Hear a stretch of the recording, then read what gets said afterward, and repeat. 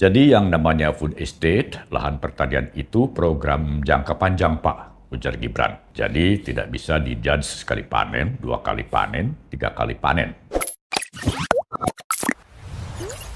Kawan muda, program food estate atau lumbung pangan yang dicanangkan Presiden Jokowi kembali memanas setelah calon wakil presiden nomor urut 1 Muhaimin Iskandar dan calon wakil presiden nomor urut 3 Mahfud MD mengkritik keras program food estate pada debat Cawapres tempo hari.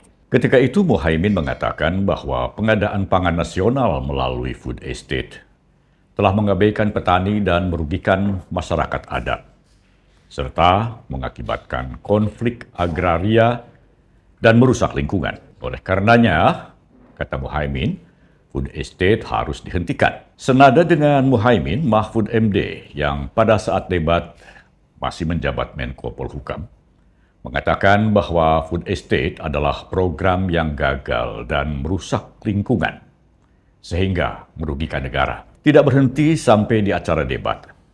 Esoknya, Mahfud menuliskan opininya tentang food estate melalui media sosial X yang dulu bernama Twitter, seperti yang bisa kita lihat screenshot-nya berikut ini. Di media sosial X ini Mahfud menulis, Indonesia hebat seperti kolam susu. Lah menanam jutaan hektar singkong untuk food estate yang tumbuh jagung. Menanam singkong, panen jagung. Ajaib, itu terjadi di Gunung Mas. Ternyata jagungnya pun ditanam dengan goodie bag sebab di tanah bergambut Gunung Mas tak mungkin tumbuh jagung. Seperti itulah cuitan Mahfud di media sosial X. Soal pantas tidaknya seorang Menko Polhukam mencuit seperti itu, silahkan Anda nilai sendiri kawan muda. Secara spesifik, Mahfud menyebut Gunung Mas dalam cuitannya. Itu karena food estate di Gunung Mas berada dalam penanganan Kementerian Pertahanan yang dipimpin oleh Menteri Pertahanan Prabowo Subianto. Cawapres Gibran yang merasa diserang dalam debat Cawapres tersebut, lalu angkat bicara. Jadi yang namanya food estate, lahan pertanian itu program jangka panjang, Pak, ujar Gibran. Jadi tidak bisa dijudge sekali panen, 2 kali panen, 3 kali panen. Panen pertama, kedua, dan ketiga itu pasti tidak pernah 100%. Petani pasti paham. Baru hasil panen ke-6, ke-7, ke-8, baru kelihatan hasilnya.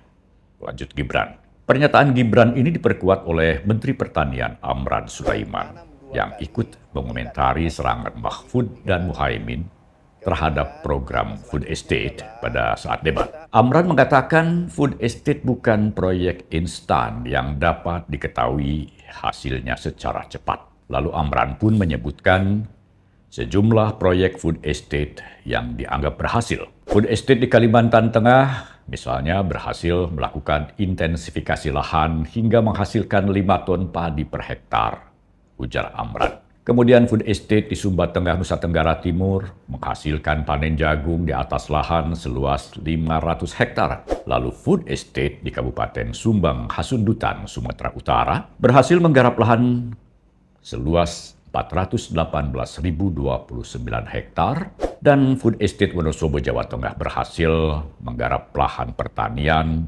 untuk komoditas hortikultura seluas 907 hektar. Semuanya sudah panen, kata Menteri Pertanian.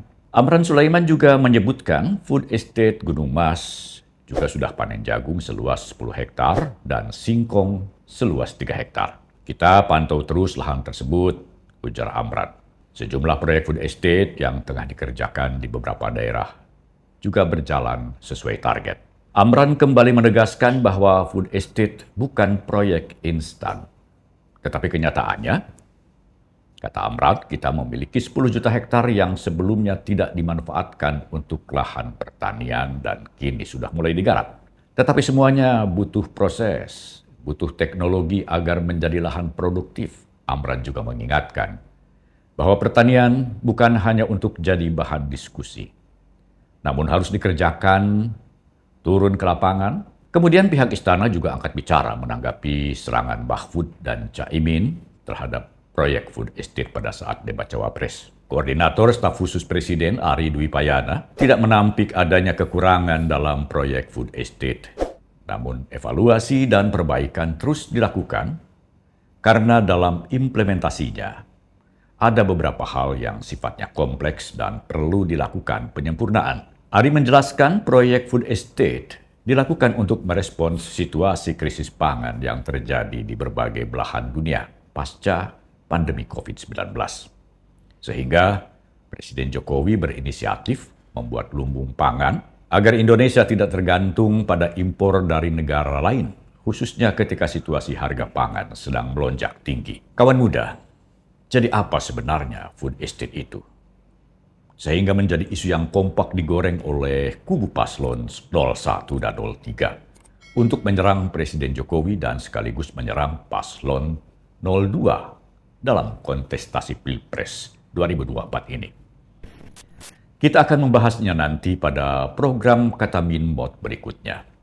Untuk sementara, kita sudahi dulu sampai di sini. Salam Minmot. Prabowo Gibran, Man of Our Time.